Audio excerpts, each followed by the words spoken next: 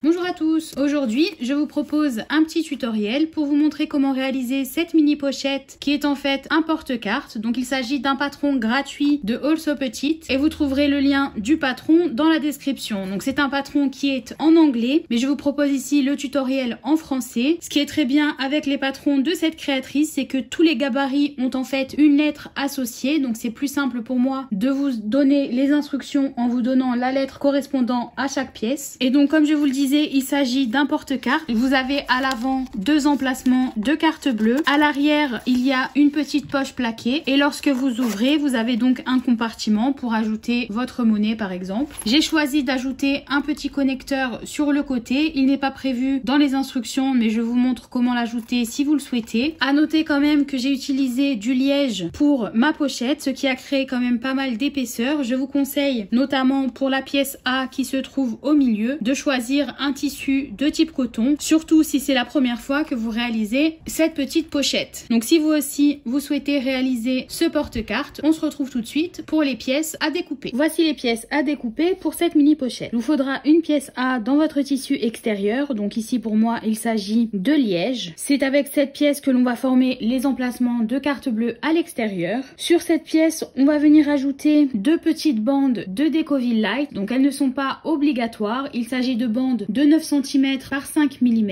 et elles vont être placées en haut des emplacements de cartes bleues. Ça va permettre de les renforcer un petit peu et d'éviter que le tissu se détende dans le temps. J'ai déjà fait cette pochette sans en utiliser, ça a très bien marché aussi, donc si vous n'en avez pas sous la main, ce n'est pas obligatoire. Je n'ai ajouté aucun thermocollant sur mon liège. Si vous avez utilisé un tissu de type coton, que ce soit pour votre extérieur ou pour votre doublure, il va falloir ajouter un thermocollant tissé et c'est le seul thermocollant que vous allez utiliser pour ce porte-carte. Il vous faudra ensuite, toujours dans votre tissu extérieur, une pièce B qui correspond au dos de la pochette. Il vous faudra ensuite, dans le tissu que vous avez choisi pour votre doublure, deux pièces C. Donc ici j'ai choisi une toile à sac fine, je n'ai donc pas besoin de la thermocoller. Il vous faudra ensuite une pièce D qui correspond au bord de propreté de la fermeture éclair. Donc on va utiliser un bord de propreté et de l'autre côté plier la fermeture éclair car il s'agit d'une toute petite pochette. Et donc si on ajoute un bord de propreté de chaque côté, l'ouverture sera un peu plus restrictive et donc c'est mieux de n'en utiliser qu'un seul. J'ai ensuite coupé deux pièces E, toujours dans mon tissu extérieur. Donc ici j'ai choisi d'utiliser pour l'extérieur des pièces en liège de différents coloris. Ces deux pièces vont être placées de part et d'autre de la pièce A une fois que l'on aura plié cette pièce. Il vous faudra ensuite deux pièces F qui correspondent à la poche plaquée extérieure. Donc il vous en faut une dans votre tissu extérieur et une dans votre tissu de doublure. J'ai décidé d'ajouter un connecteur à cette pochette. J'ai donc coupé une bande de tissu de 7,5 cm par 2 cm car je vais utiliser un anneau demi-rond qui mesure 1 cm à l'intérieur. J'ai donc multiplié par 2 la mesure de mon anneau demi-rond pour trouver la largeur de mon connecteur. Il n'est pas prévu dans les instructions, donc vous pouvez très bien vous en passer. J'ai juste envie d'en ajouter un aujourd'hui, donc je vais l'ajouter à ma pochette et vous montrer comment le faire. Pour ce qui est du reste des fournitures nécessaires à la construction, il va vous falloir une fermeture éclair et un curseur. Donc la mienne est ici coupée un peu plus grande que ce dont j'ai besoin. Je vais vous montrer comment ajouter le bord de propreté et plier les bords pour être sûr qu'elle soit à la bonne taille. Il vous faudra également un stylo et une règle. Sur le gabarit de la pièce A, vous avez des lignes à tracer, mais c'est toujours mieux de vérifier que la distance entre ces lignes est bonne. Et il vous faudra ensuite des clips. Donc ici j'utilise des clips qui me permettent de maintenir mes tissus sans les percer. Si vous utilisez des tissus en coton par exemple, vous pouvez très bien utiliser des épingles de couture simples. Et sans plus attendre, on va passer à la construction des fentes de carte bleue. Je vais donc passer à la construction des fentes de carte bleue. Pour ce faire, j'ai pris la pièce A, donc qui est dans mon tissu extérieur. Sur l'envers, j'ai reporté les 4 lignes qui vont me permettre de savoir où placer les plis. J'ai également indiqué sur le côté le numéro de chaque ligne pour que ce soit plus simple pour moi de vous montrer quel pli effectuer. Attention, si votre tissu est comme moi imprimé avec un sens, il va falloir la mettre dans le bon sens, c'est-à-dire que le haut se trouve en haut et le bas se trouve ici. Et vous allez donc la placer envers vers vous. La ligne 4 se trouve vers le haut et la ligne 1 vers le bas. Je vais, avant de faire les plis, ajouter mes petites bandes de Decovil. Donc je vais les placer centrées sous la ligne 1 et la ligne 3. Je vais laisser entre la ligne et le Decovil à peu près 1 mm. Ça va me permettre de faire le pli correctement. Une fois mon Decovil fil ajouté, je vais passer au pliage de ma pièce. Donc ma pièce est envers vers moi. Je vais plier envers contre envers au niveau de la première ligne. Donc si vous utilisez un tissu de type coton, vous pouvez utiliser votre fer à repasser pour marquer le pli. Comme j'utilise du liège, je l'ai simplement marqué avec mon doigt et placé des clips. J'ai fait très attention à ce que le bord de mes tissus soit bien aligné sur les côtés. Et je vais maintenant plier ma pièce endroit contre endroit en suivant la ligne numéro 2. Une fois que c'est fait, je vais répéter les mêmes opérations pour la ligne 3 et 4, c'est-à-dire que je vais plier envers contre envers au niveau de la ligne 3 et endroit contre endroit au niveau de la ligne 4. Une fois que tous les plis sont effectués, vous devriez vous retrouver avec quelque chose qui ressemble à ça. Et si je mets ma pièce à l'endroit, j'ai en fait créé mes fentes de carte bleue. Donc c'est un peu compliqué à voir étant donné que j'ai utilisé un liège imprimé. Et comme toujours, je vérifie que mes plis ne sont pas trop profonds pour y glisser ma carte. Donc ici, ça a l'air d'aller. Et on va maintenant passer à la machine pour surpiquer individuellement les deux plis qui marquent le haut des fentes de carte bleue. Pour effectuer la surpiqûre de mes plis, je vais pour le premier repousser le haut pour que uniquement les deux épaisseurs de mon pli se retrouvent sous mon pied. Donc je vais descendre légèrement mes clips pour être sûr qu'ils ne me dérangent pas. Et je vais faire ma surpiqûre avec un point long qui est pour moi le 4,5 à 3 mm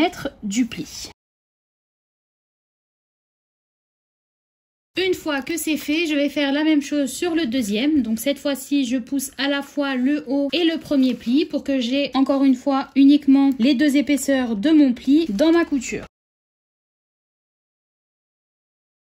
Ensuite, pour être sûr que rien ne bouge, je vais faire une couture sur le côté à 3 mm du bord. Ça va me permettre de maintenir les plis sans avoir besoin de clips. Une fois mes coutures faites de chaque côté, je vais prendre mes deux pièces E et je vais les placer endroit contre endroit en les alignant sur le côté. Vous pourrez avoir une légère différence de taille entre les pièces, ça n'a pas vraiment d'importance car on va la recouper pour ajouter la courbe en bas dans l'étape suivante. Donc si une de vos pièces est trop grande, je vous conseille de les aligner en haut puisqu'on va couper en bas pour former la pièce avant. Donc je fais la même chose avec la deuxième pièce E. Et je vais ensuite coudre avec un point court et une marge de 1 cm. Donc attention car il y a pas mal d'épaisseur au niveau des plis. Et je fais la même chose de l'autre côté.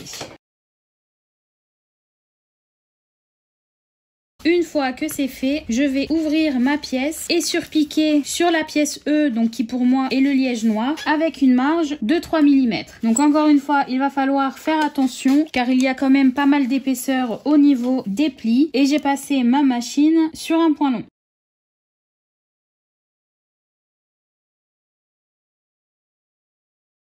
Donc ma couture est passée à travers la pièce E et la marge de couture. Je vais répéter la même opération de l'autre côté.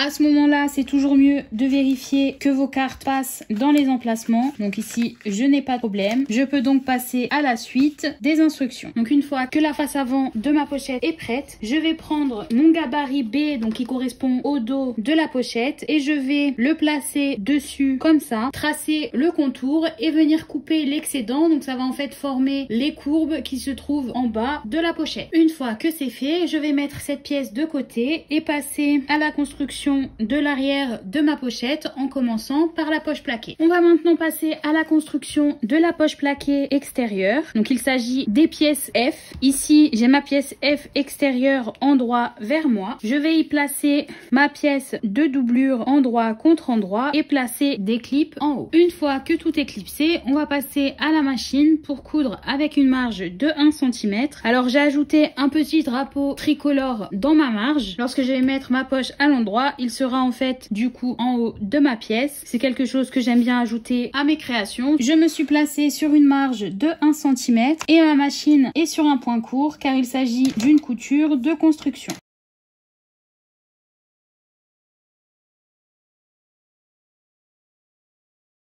Une fois que ma couture est faite, je vais l'ouvrir et je vais faire une couture sur ma doublure à peu près 2 mm de la première. Donc je passe à travers la doublure et la marge de couture. Cette couture permet à ma doublure d'aller naturellement derrière mon extérieur lorsque je les place envers contre envers. Donc, je vais placer des clips tout autour et je vais ensuite surpiquer le haut de ma poche avec une marge de 3 mm.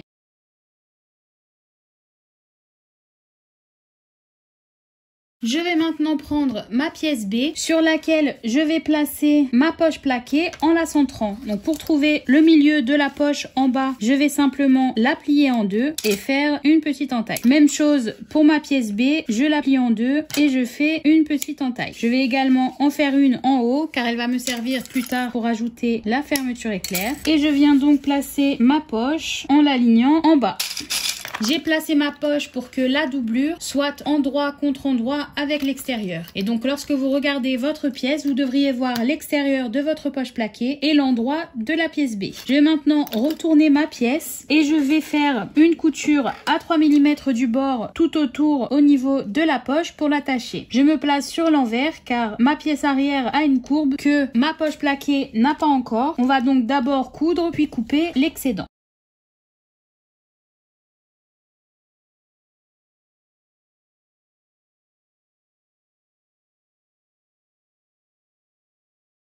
Donc ici, vous pouvez voir que ma couture a été faite. Je vais maintenant couper l'excédent de poche plaquée au niveau de la courbe pour que tout soit à la bonne taille. Au dos de mon connecteur, j'ai tracé une ligne sur toute la longueur au milieu. Je vais y placer un morceau de scotch double face. Vous pouvez très bien choisir d'utiliser des clips si vous le souhaitez. Et je vais ensuite rabattre les bords pour qu'ils se rencontrent au niveau de la ligne. Donc vous pouvez voir ici que j'ai replié mes bords pour qu'ils se retrouvent au niveau de la ligne. Je vais maintenant venir surpiquer de chaque côté à 3 mm du bord. Une fois que mon connecteur est surpiqué de chaque côté, je vais y glisser mon anneau demi-rond et je vais ensuite le plier en deux, donc envers contre envers, c'est-à-dire le côté qui a les bords, et je vais placer un clip au bout pour le maintenir en place. Donc normalement vous devriez avoir quelque chose qui ressemble à ça, et je vais ensuite venir le placer juste au-dessus de ma poche plaquée. Donc je laisse 2,5 cm vers l'intérieur jusqu'au bord de ma pièce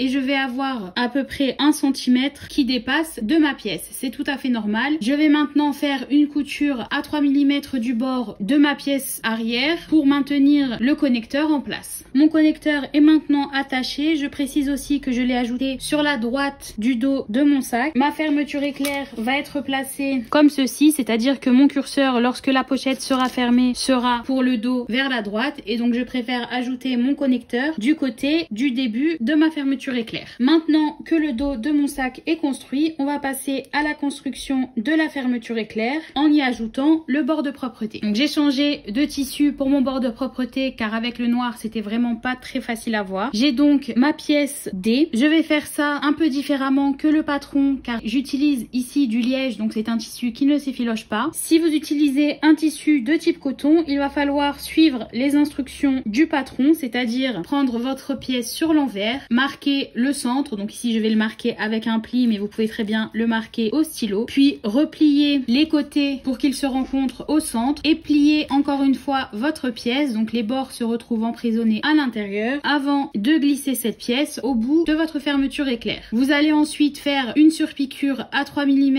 du pli que vous avez créé pour attacher le bord de propreté à votre fermeture éclair. Donc attention, le bord de propreté s'ajoute au bout de la fermeture éclair, c'est-à-dire que ma fermeture éclair s'ouvre vers la droite, je l'ai donc placé à droite. Ici, comme j'utilise du liège, je vais faire ça un peu différemment, c'est-à-dire que je vais placer mon bord de propreté au bout de ma fermeture éclair endroit contre endroit et je vais coudre avec une marge de 1 cm. Une fois que c'est fait, je vais ouvrir ma couture et je vais ensuite placer mon bord de propreté envers contre envers. Donc ici, on a formé un pli avec la couture et sur l'envers, j'aurai un bord accru. Ça me permet d'avoir une épaisseur de moins au bout de ma fermeture éclair, ce qui va me faciliter la tâche lorsque je vais l'ajouter à la pochette. Je vais maintenant surpiquer à 3 mm du bord tout le long de mon bord de propreté. Ici, comme vous pouvez le voir, j'ai fait ma surpiqûre. À l'arrière, ça a également attrapé mon bord de propreté. Je vais maintenant maintenant légèrement le soulever et couper pour laisser à peu près 3 mm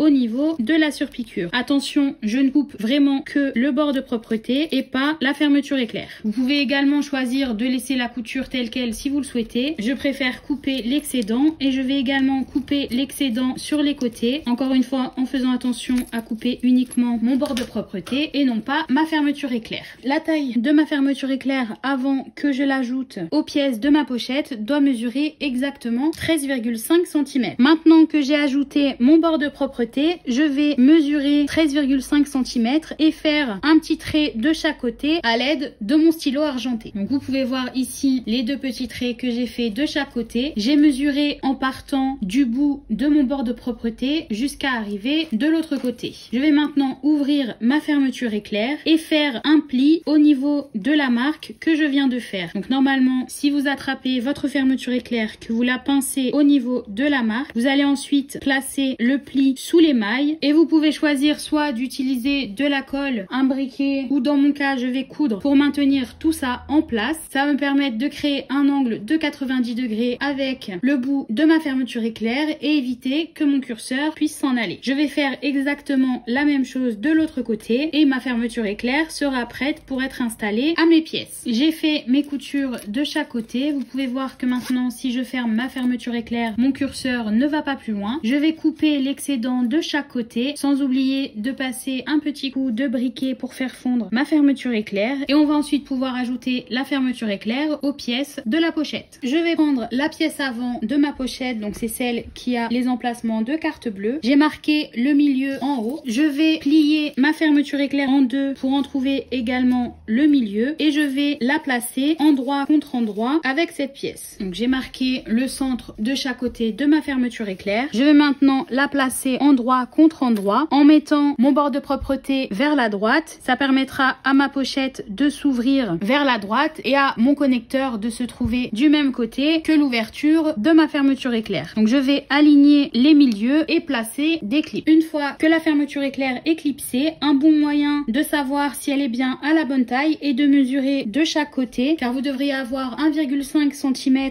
entre le bord de votre pièce et le début de votre fermeture éclair. Et pareil de l'autre côté, vous devriez avoir 1,5 cm entre le bord de la pièce et le pli du bord de propreté. On va maintenant faire une couture pour maintenir la fermeture éclair en place à 3 mm du bord. Donc pour commencer, je fais attention à ce que mon curseur ne soit pas sur mon chemin. Ma machine est ici sur un point long car il ne s'agit pas d'une couture indispensable à la construction.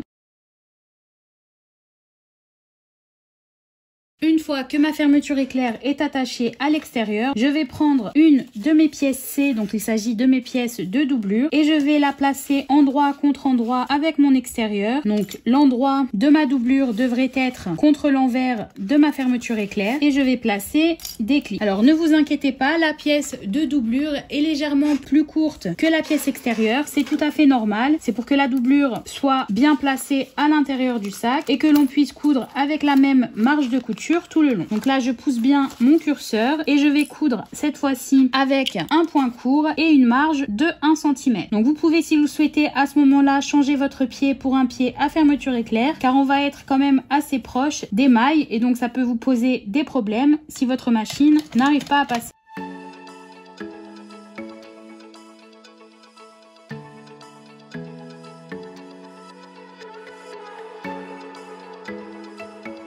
Et attention lorsque vous arrivez à la fin, car votre machine va devoir descendre du bord de propreté pour terminer la couture. Je vais maintenant ouvrir ma couture, passer ma doublure envers contre envers avec mon extérieur. Donc encore une fois, elle est légèrement plus courte. Je fais attention à aligner les côtés, à bien placer la marge en haut. Je tire très légèrement sur ma fermeture éclair et je marque le pli. Je vais maintenant faire une surpiqûre. Donc je vais commencer ma surpiqûre au niveau de ma fermeture éclair et je vais l'arrêter au niveau de mon bord de propreté. Ça va me permettre que la couture finale de la pochette soit plus facile à faire. Donc je place ma machine sur un point long et je me place donc au début de ma fermeture éclair. Alors attention, car il va y avoir pas mal d'épaisseur au niveau de la marge entre la pièce A et les deux pièces des côtés.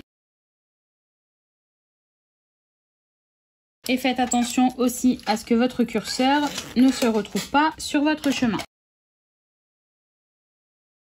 Donc ici, vous pouvez voir que ma surpiqûre est faite. Je ne suis pas allée jusqu'au bout. Comme je vous le disais, ça va permettre à la couture finale d'être plus facile à faire. On va pouvoir mettre le bout de notre pochette bien à plat. Que si on avait fait la surpiqûre, il y aurait en fait un surplus d'épaisseur au bord de notre pochette. Je vais maintenant répéter les mêmes étapes avec la pièce arrière extérieure et la deuxième pièce de doublure. Donc je vais placer ma pièce arrière endroit contre endroit avec ma fermeture éclair en faisant correspondre les repères. Je vais ensuite coudre avec une marge de 3 mm pour accrocher la fermeture éclair à ma pièce extérieure arrière. Et je vais ensuite, de la même manière que l'on vient de le faire, ajouter ma deuxième pièce de doublure et la surpiquer.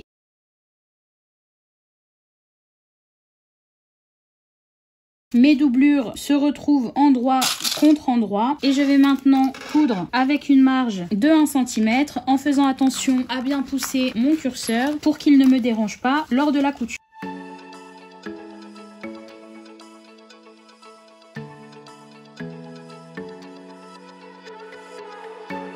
Je place ensuite, comme tout à l'heure, ma doublure et mon extérieur envers contre envers. Et je vais surpiquer, encore une fois, en commençant et en m'arrêtant au niveau de mon bord de propreté et de ma fermeture éclair. Alors ce côté-là est un peu plus simple à coudre car vous n'aurez pas toutes les épaisseurs des coutures sur les côtés.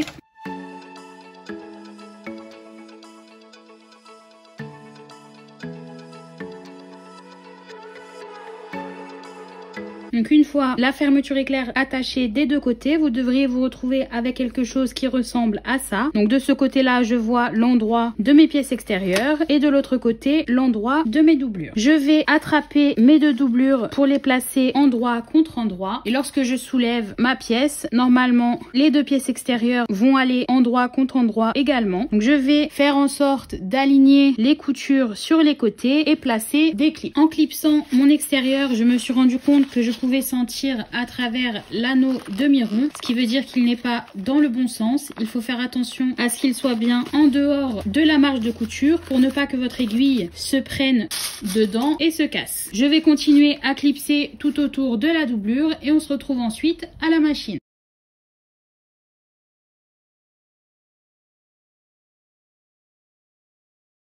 Je me suis placée au niveau de mon premier repère sur ma doublure pour commencer la couture et j'ai placé ma machine sur un point court. Je n'oublie pas mon point d'arrêt au début et je vais coudre tout autour avec une marge de 1 cm.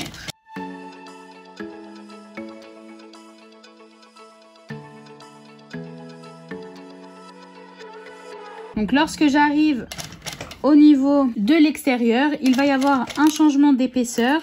Il faut donc faire attention à ce que la machine puisse bien passer correctement. Vous pouvez aussi, si votre machine a du mal, changer pour un pied à fermeture éclair. Ça vous permettra de passer plus facilement à ce niveau-là. Et je vais donc continuer à coudre jusqu'à arriver au niveau de mon deuxième repère sur ma doublure.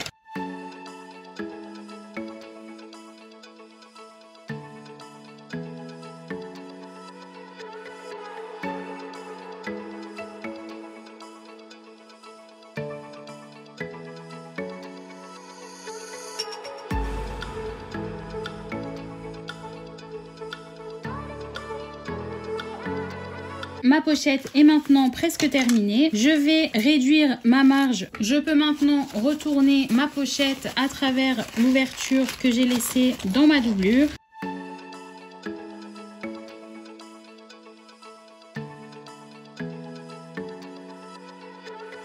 Et je passe bien à l'intérieur pour pousser la marge correctement. Donc je suis repassée à l'intérieur pour réduire ma marge au niveau de la couture sur le côté. Ça m'a permis de bien la pousser correctement. Donc normalement vous avez un petit espace juste derrière le bord de propreté. Et je vais continuer de pousser ma marge correctement tout autour avant de fermer ma doublure. Une fois que mes coutures sont bien poussées tout autour, je vais fermer ma doublure. Donc je vais là aussi faire sortir toutes les coutures pour me permettre de pousser la marge vers l'envers et je vais faire une couture tout le long pour la fermer.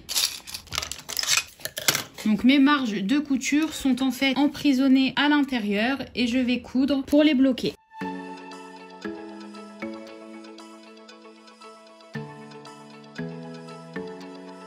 Une fois que c'est fait, je peux placer ma doublure à l'intérieur, encore une fois en poussant bien au niveau des angles. Ma pochette est maintenant terminée. Donc j'ai la poche plaquée au dos et les deux emplacements de carte bleue. Vous pouvez voir que ma doublure a la bonne taille pour être à l'intérieur. Comme j'ai utilisé un tissu qui a quand même une certaine épaisseur, je vais laisser le temps à la pochette de se détendre. Donc je fais rouler la marge entre mes doigts, tout prend bien sa place. J'espère que cette vidéo vous a plu. N'hésitez pas à vous abonner et on se retrouve très vite pour un nouveau tuto. Bonne couture!